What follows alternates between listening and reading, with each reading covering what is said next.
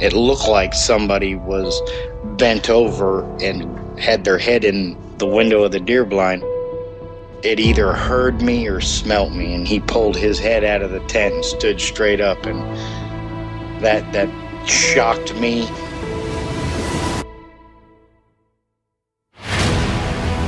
They don't make people that big. The way it moved, almost as if it was gliding across the beach. I've never seen anything move like that in my life. They were screaming at each other in gibberish. It sounded like a language, and they were chuntering away back and forwards, back and forwards, back and forwards. I know what a bear looks like, and there is no way on this planet that what I saw were bears.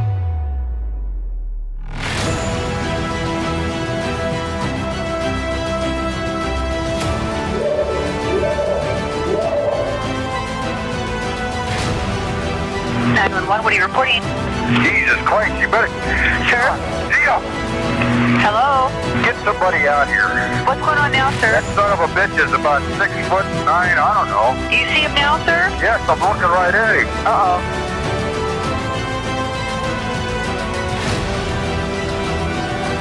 Hi, I'm James Wafer from Liverpool, UK, and I'm listening to real-life diabolical accounts on Sasquatch Chronicles.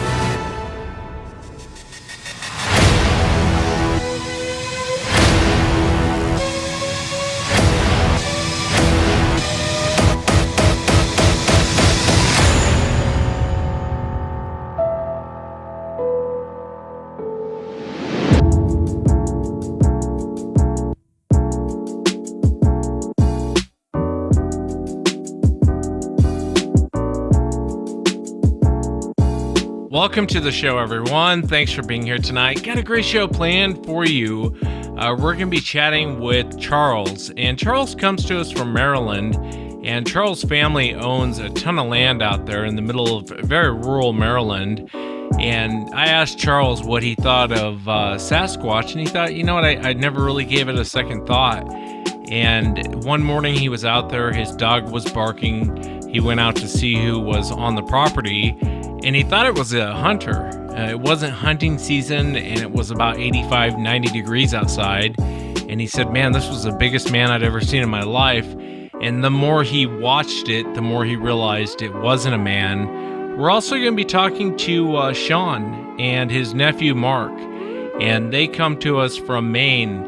And Sean had a pretty scary encounter. I know he's nervous about coming on the show, but Sean was out. They were doing clamming out there on an island. This is back in 1993, and something scared them off the island. And Sean told me, he goes, you know, I didn't know what it was. I thought it was a demon breaking branches. He said it sounded like a truck was going through the woods. They were being screamed at, and they couldn't leave the island until the tide came back in. His nephew, Mark, they were in the woods, and him and his friends were walking through the woods, and they were shining their light down into a field, and they came across something, red eyes, very large, very hairy, and it ended up chasing them. And it's always fascinating to talk to people. You know, I asked Mark, what do you think it was? And he said, I don't know. I've always thought it was a demon. So, you know, when you talk to people, it is fascinating to kind of get their take on what they actually ran into. Mark never once said it was Bigfoot, but it definitely sounds like it. And, you know, those red eyes will, those red eyes at night, I think would terrify me. I don't know what it is about the color red. I'm kind of working on an upcoming show for you guys, and I thought about playing it tonight. And I don't know what to make of it. I spoke to Mike, and he had an encounter in Georgia. And actually, here, I'll play a little clip for you. We're sitting there hanging out and having a good time. And all of a sudden, I just got this really, really creepy feeling kind of come over me. And I just kind of stopped dead in my tracks. And I had a feeling to look into a certain direction. Like my eyes were just automatically drawn to a certain section in this field. And to my amazement, I could see something that was out there. And it wasn't really anything that shocked me. I could just see something kind of moving through the grass. It was something I couldn't really make out exactly what it was, but you could see a shape. And honestly, I thought it may have been a deer or something like that. It's Georgia, it's that kind of thing is very common. But it was a very creepy, bizarre kind of feeling, and kind of hard to really explain. But so I watched it just kind of fade out of sight, and we were just like, the girl that I was with, she was like, what was that? I was like, I don't know. It was probably a deer or an animal. So we went back to, hanging out. We're sitting on the hood of my car, and we were talking, everything went back to normal. And all of a sudden, I kind of got that weird, creepy feeling again. And I looked back out in the field, and I could see something coming from the direction that I saw it leave. And there was something moving through the field again. And this time, it had my attention, and it was a very bizarre feeling, and it's a feeling like I've never really felt before in my life. It's almost like if you've ever been standing somewhere and you can tell someone's watching you, and you automatically turn around and look. Like, I remember one time, I was a really good distance away back in my house in Texas, and I had a feeling someone was watching me, and I turned around and I could see my grandmother looking at me from 100 yards away. And it was weird, how I could sense that. But that's my point, is it was that feeling like you could sense where something was, and you knew exactly where it was. So when we turned to look at it, we saw this. We could see it a little bit more clearer this time, and it's still hard to make out. You couldn't tell what it was. It was just what is that?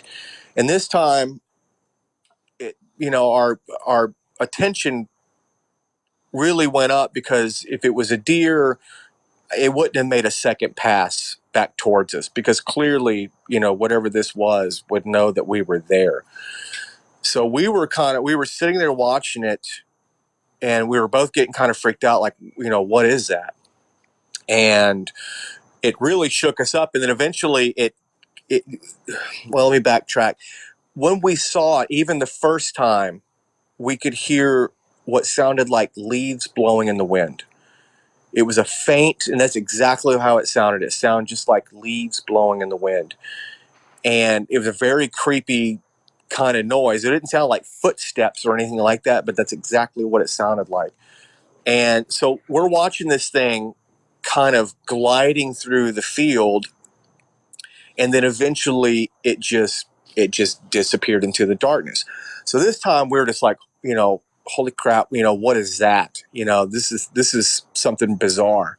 We still didn't have a clue of what it was, because we couldn't really see it. We could just see something that was there.